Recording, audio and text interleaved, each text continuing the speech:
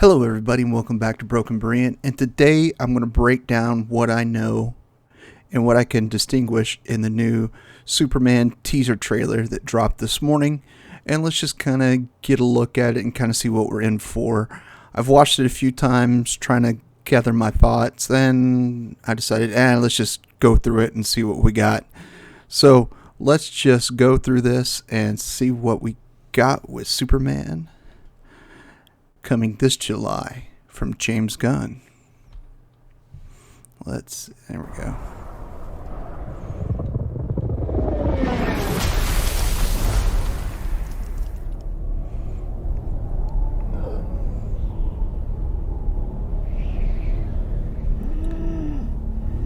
So Superman's definitely going to go up against... Superman's definitely going to lose or not successfully win a certain battle. Now let's take a look at him real quick as Clark Kent. You know what my first thought was? This is genuinely my first thought. I was like, wait, I didn't know they cast Richard Ayoade as Superman. You'll see it again. He has the hair, the glasses. He looks just like Moz from IT Crowd. I mean, they made him look so, with the glasses and everything, make him look so much like Richard Ayoade. It's hilarious. I guess that's the peak nerddom in cinema history. Moss probably is the biggest nerd, and don't get me wrong, Richard Ayoade is hilarious. If you don't know who he is, look him up. Everything he's done, from all the shows, his travel shows, he's just a hilarious person. He cracks every time I see him. He's just so funny. He's a good comedian, and he's a great and big nerd, and he plays a great big nerd. And but that's what he looks like. But let's keep going.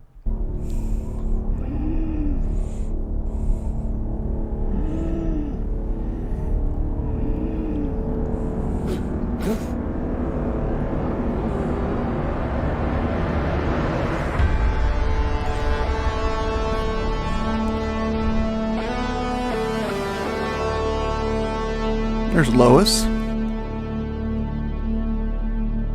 Peak Richard Ayoade look right there. I mean, got his dad. Let's hope that the whole point of Clark's dad dying in the comics was that there was something that Superman couldn't save. What was it? Was it Superman, Batman vs. Superman, where he just doesn't save his dad? His dad dies from, I believe, cancer in one of those story arcs, because that's something Clark couldn't do. That was to teach him that there are limits to his power. Even though he's this superhuman being, there are limits to what he can do. And that was very humbling and very real world check, and I hope they keep that in there and don't do the Kevin Costner, no, don't save me, protect your identity. That was the dumbest thing in Superman media history, but I digress.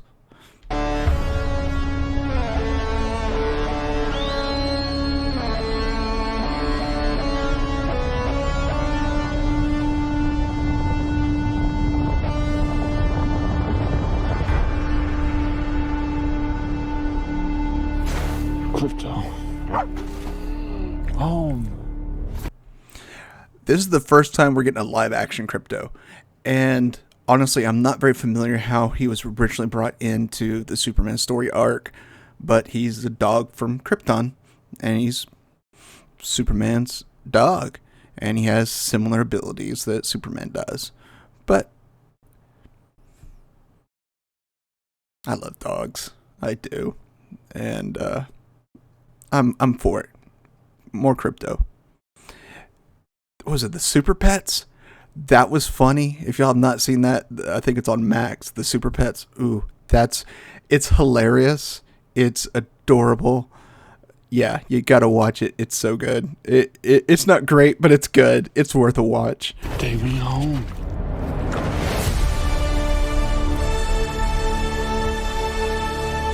Got Superman saving. And we got Lex. There's Lex.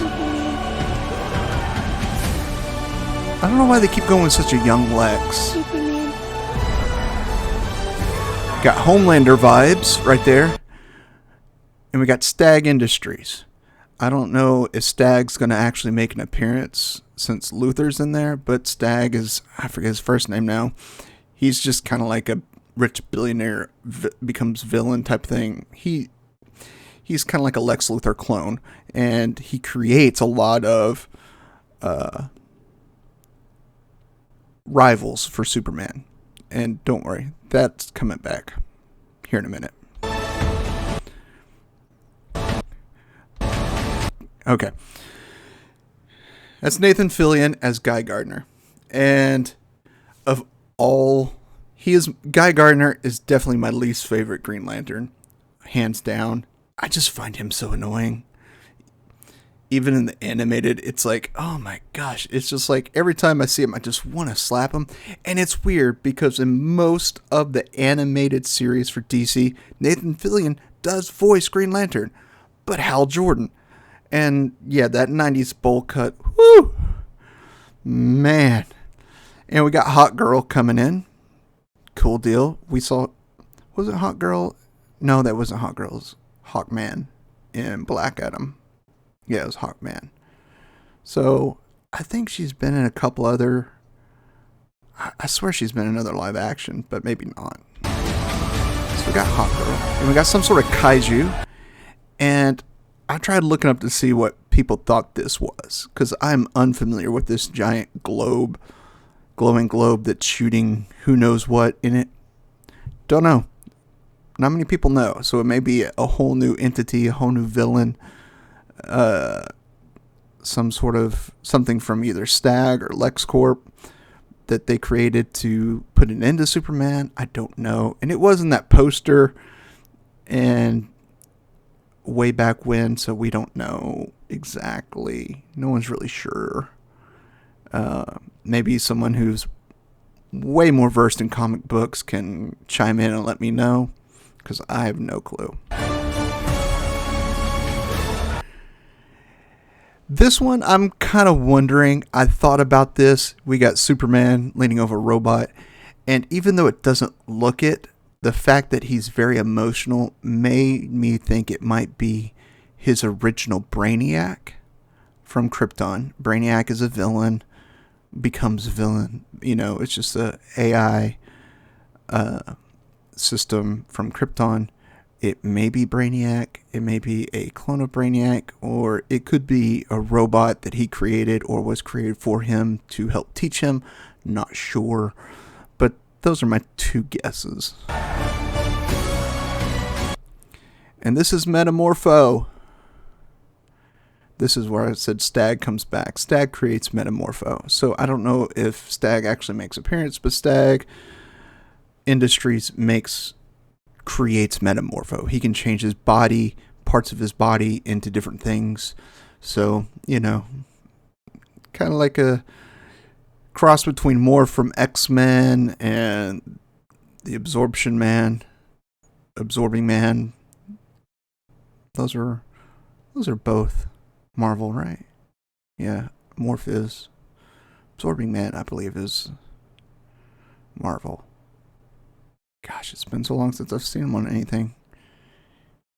Yeah, he was on Agents of S.H.I.E.L.D., that's right. The Absorbing Man, that's right, so he's Marvel.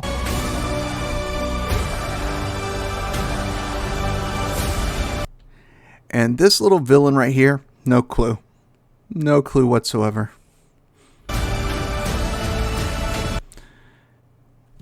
Big fan of Mr. Terrific.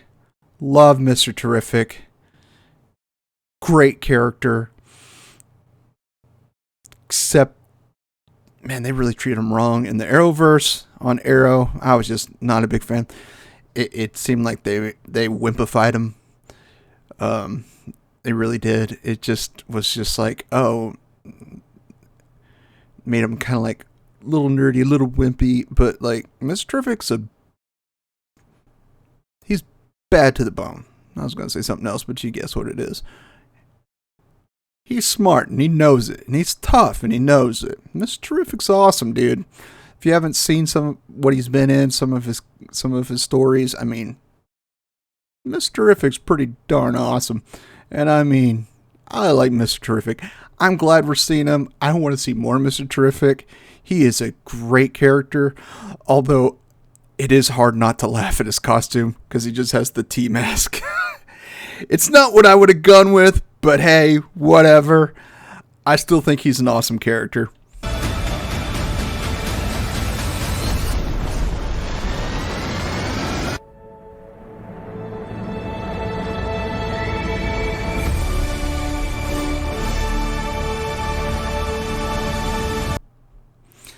And see, there's so many different aspects in it, and here's what my fear is. James Gunn's done well with this, with like Suicide Squad, bringing a lot of characters nobody knows and kind of fleshing out their story real quick and getting into it. But bringing in things that people aren't familiar with. A lot of people aren't familiar with Crypto, Metamorpho, Mr. Terrific, Stag Industries. They know who Green Lantern is, but they're probably not familiar with Guy Gardner, and that's probably a good thing. Why we couldn't get John Stewart. Yes, I want. That was my biggest thing about Zack Snyder. I was like, after watching the Snyder Cut, I was like, we could have got a John Stewart Green Lantern. Ugh. He is my favorite Green Lantern. John Stewart's my favorite Green Lantern. He is. Don't get me wrong. I love Hal Jordan. He's hilarious.